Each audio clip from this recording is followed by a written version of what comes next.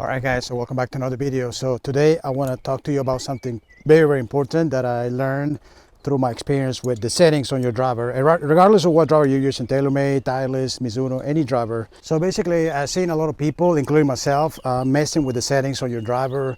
Regardless of the model, you open the face, close the face, change the loft and everything. What I just recently realized that there's a chart where you can actually see exactly what's going on with your driver. And it's just crazy because basically what happens is you're opening the face, you're closing the face. So every time you address the driver, you're going to see a slight close or a slight open face, which may temporarily help you, but in the long term, when you go back to your irons, you're going to be used to seeing the face like that, and maybe you do the same thing on your irons, then you're going to start developing problems, in my opinion. So what I have done, I just if you want to play like a 9-degree driver, just buy a 9-degree driver and use it at the settings, and that setting is going to be square. If you want to play a 12.5-degree driver, then just buy one, and that setting is going to be 12.5. Otherwise, if you buy a 10-degree driver and if you want to change it to 12.5, then you're going to start manipulating the face, and that's where you're going to run into problems. Okay, so one thing that is very, very important is the loft, the stated loft on the driver. You can buy 9 degrees, 9.5, 11, 12, whatever loft. You see that here. What's important is that the number that is here, it means that the face right here is square at 10.5 or 9, whatever that is. So it's going to be square there. So if I want to make it 9.5, I'm going to be delofting it, but at the same time the face is going to open. Another thing that is important to understand is, like, when we're changing the settings, the loft settings, everything here changes. So you're raising the lie angle, you're opening the face, or you're closing the face. And the same thing happens when we're increasing the loft. We want to make it more forgiving, so we're closing the face.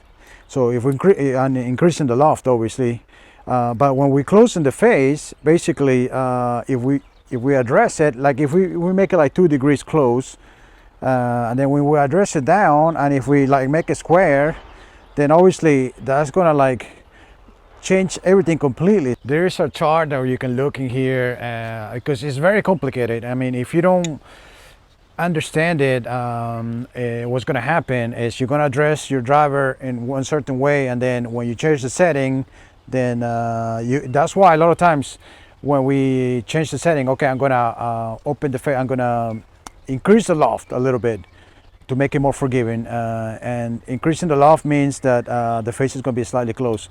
So you set it down. If you play with the face like that, slightly closed, then the loft is as it is increased. But if you put it down and then you start like correcting the face, then you're gonna throw off the loft as well. So I think it's gonna make it even higher than what it is, and that's not good. So I think the options on the driver they're good because it gives us a chance to kind of manipulate the face a little bit, but ultimately I think what we want to do is we want to play with a square face. So I don't think if you feel comfortable playing with 10.5 degrees, then play that loft there.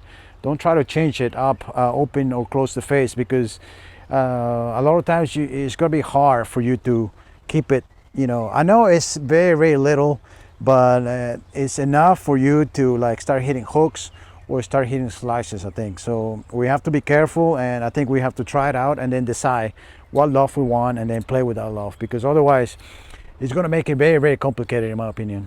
What happens to me is a lot of times I maybe change the setting, I decrease the loft, so open the face a little, so I know that I can I won't miss it to the left as much, and it's fine. But the moment I forget and I maybe like make it square, then that's gonna throw me off, because the loft is gonna be all different, and it's not gonna be the same. I'm thinking that I'm just gonna miss right, but then all of a sudden I'm gonna start hooking the ball again. So I think for me, the conclusion that I came to is that I prefer to play just with a square face. So I just set it down, whatever it is. If this is 10.5, I want to play with a square face there, and then I'm gonna, when I address the ball, if I want to play a little draw, I maybe slightly close it by myself, or slightly open it and play that way.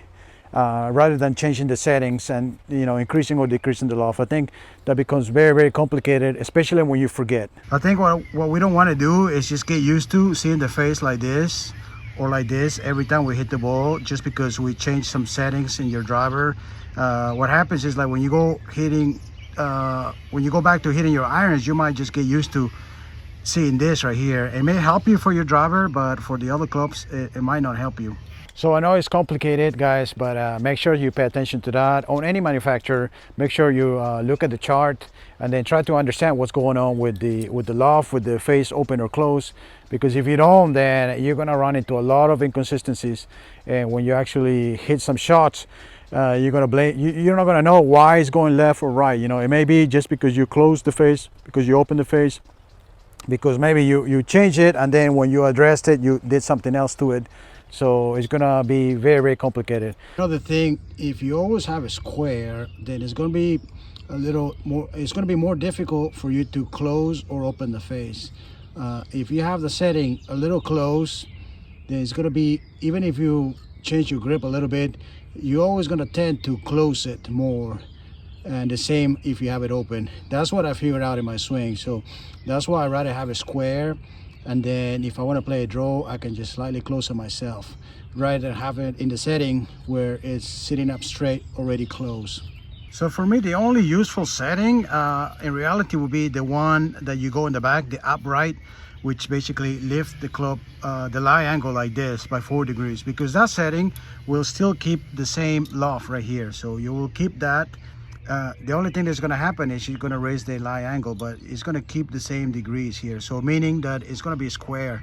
It's not going to be going right or left, close, open, nothing.